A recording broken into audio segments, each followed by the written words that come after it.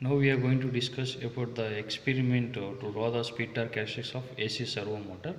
So this is the model kit, circuit layout. So here we have AC servo motor which consists of the reference winding and also the control winding, and this is the DC motor which is coupled to the AC servo motor.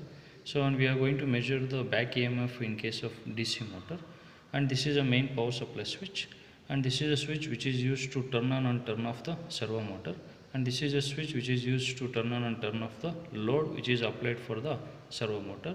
And in this display we are going to measure the speed of the motor, and here we are going to indicate the armature current of the motor. So this is the AC servo motor speed torque characteristic study unit.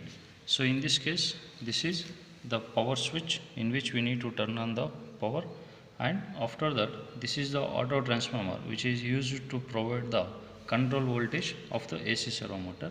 So this is nothing but AC servo motor circuit in which we have control winding, and this one is the reference winding. So the control winding voltage and the reference winding voltage are at 90-degree phase difference, and here the DC motor is coupled to the AC servo motor, and at this point we are going to measure the back EMF of the DC motor. And here this is a switch which is used to turn on the servo motor, and this is a switch which is used to turn on and turn off the load which is applied for the servo motor. So first thing in this experiment, we are going to find speed torque characteristics by maintaining the control voltage at near the rated voltage, that is nothing but the 240 volts, and also at 220 volts, and also at 200 volts. So by maintaining the control winding voltage at some voltage levels, and we are going to apply the load on the AC servo motor, and we are going to measure the speed as well as the armature current of the AC servo motor, and also we are going to measure the back EMF of the DC motor.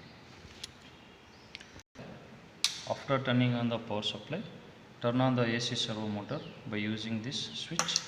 After turning on the AC servo motor, so in case of multimeter we are indicating the control winding voltage. So presently it is nothing but 2.6 volts.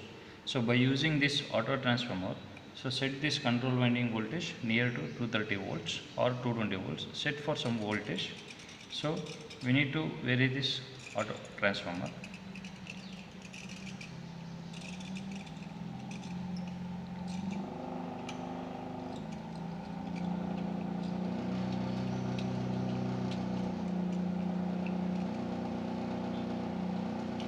So the control winding voltage in this case we set it to 229.6 volt, which is near to 230 volts.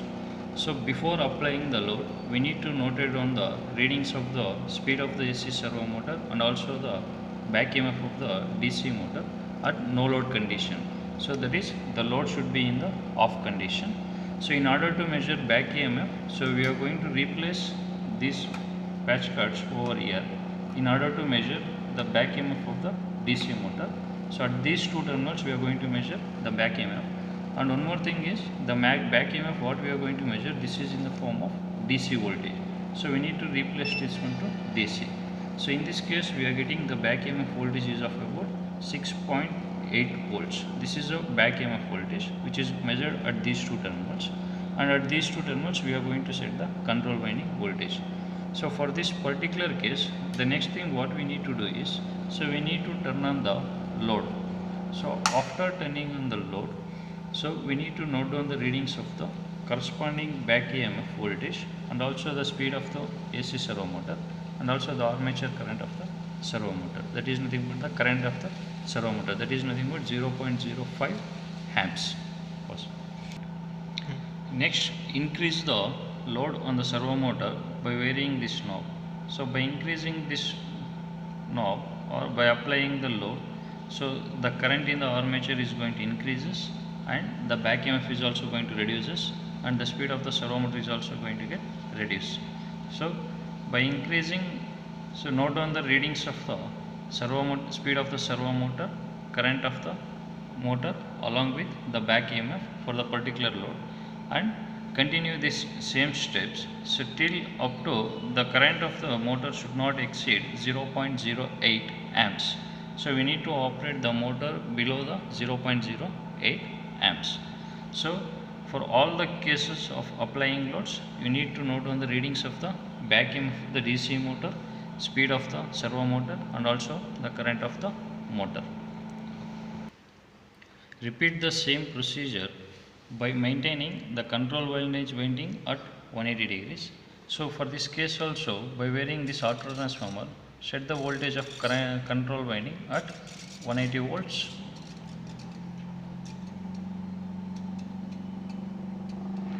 We can set for 180 as well as or also for 200 volts.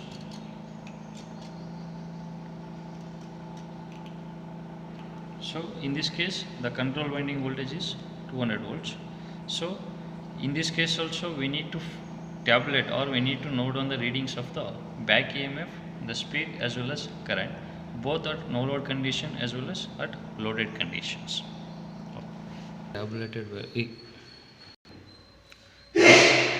These are the tabulated values for the control winding voltage at 230 volts.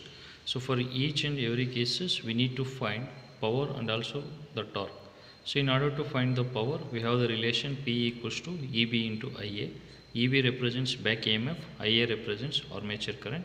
So by taking product of EB into IA, we are going to obtain power for all the cases.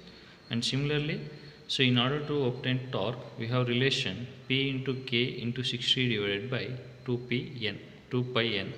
P represents power, K represents constant, that is nothing but 1.019 into 10 power 4 multiplied by 60 divided by 2 pi n. N represents speed of the motor. So for all the cases we need to determine the power as well as torque. Similarly for the control winding voltage at 200 volts or also at 180 volts, we are going to tabulate all the readings, and after tabulating the readings we are going to plot the graph of speed versus torque for AC servo motor.